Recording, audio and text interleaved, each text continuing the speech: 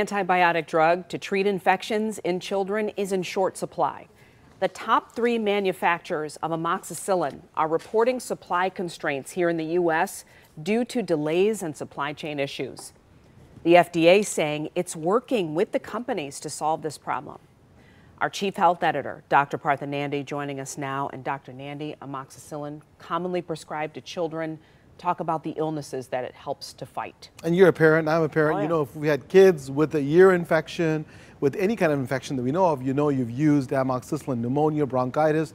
You know, they've been treated with this antibiotic. It can also be prescribed for other types of infections like urinary tract infections and bacterial nose, throat, and skin infections. The drug is considered first-line therapy, meaning it's a primary treatment because it works great in kids and is well tolerated, right? So it can be prescribed as a capsule, a chewable, a tablet, and as a liquid. As for shortages, the top 3 manufacturers reported a limited supply of various doses of this med. And unfortunately, the liquid form, which is most commonly what kids use, including my kids, is where most of the shortages are occurring. They like the bubble gum flavor. Oh yeah, yeah, had that in the fridge many times. So are there alternatives to this, and does it help treat influenza? So that's an important question, right?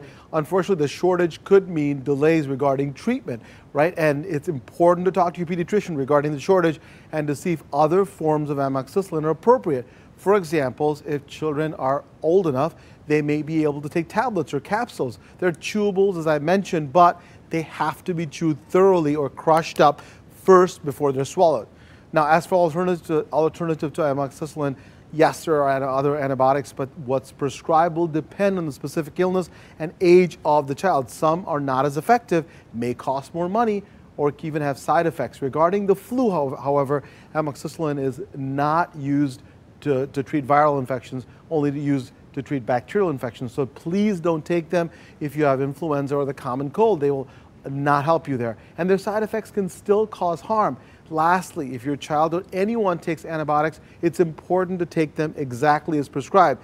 Just because your child may be feeling better, it does not mean it's time to stop the medication. Only stop when given the green light by your doctor. It's important. So we'll keep an eye on this, and hopefully the shortage is short-lived, because this is an antibiotic that many of us, as parents and as pediatricians use.